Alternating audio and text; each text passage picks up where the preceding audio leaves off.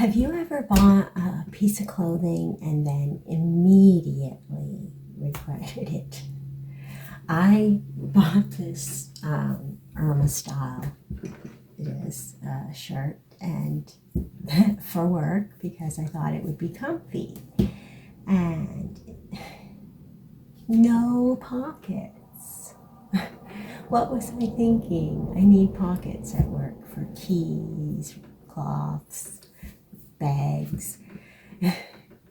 Anyways, it's quite a stretchy material, so I was a little nervous about taking on altering it.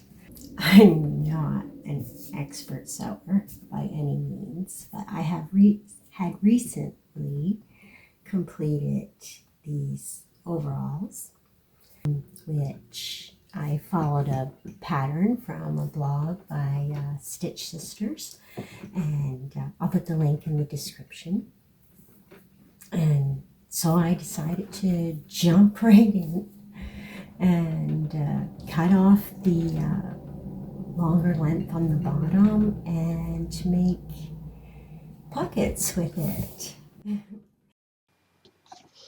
So I used the bottom hem of the shirt for the top of my pockets, and I pinned that on the front evenly, and I did it as one large pocket and then just sewed a divider in the middle. But these are the things that helped me sew the stretchy material. So the first thing was I washed the shirt, so always wash your stretchy fabrics or garments before you do any stitching with them. The second thing was iron it. Iron it. You can add starch. This here material was very good to work with. I found it was a little thicker, so. But some thinner ones, you might want to add a little starch to them when you're ironing. Then I changed the needle on my machine to a stretch needle. You could also use a jersey needle, a ballpoint needle.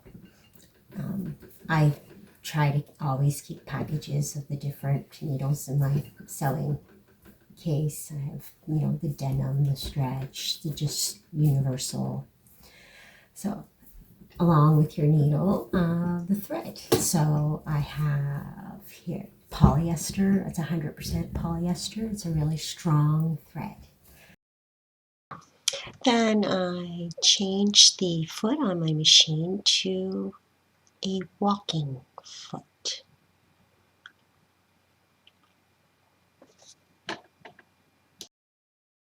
When I was all ready to sew, I adjusted my tension a little on my machine down. You want it a little lower than what your usual sewing tension would be. My machine actually shows it here. A 5 is circled that's the usual tension. So I put this at 4, around 4 for sewing, and that worked really well. You want to always just test on a piece of the same material, but a piece of scrap, so that it's all going to go well. Once you have your tension set, then you put it on a narrow zigzag setting. So about a 2.5 to for your width. You don't want it to very wide zigzag.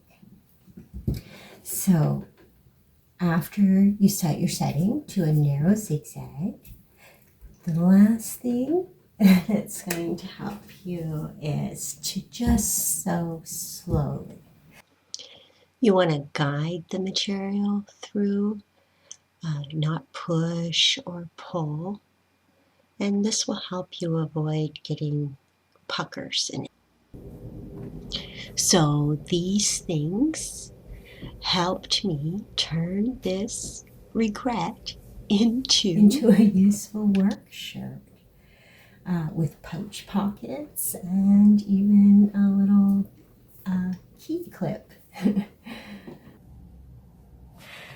Well, I have to say that overall I'm pretty pleased with how it turned out, and I hope those tips were helpful for you as well.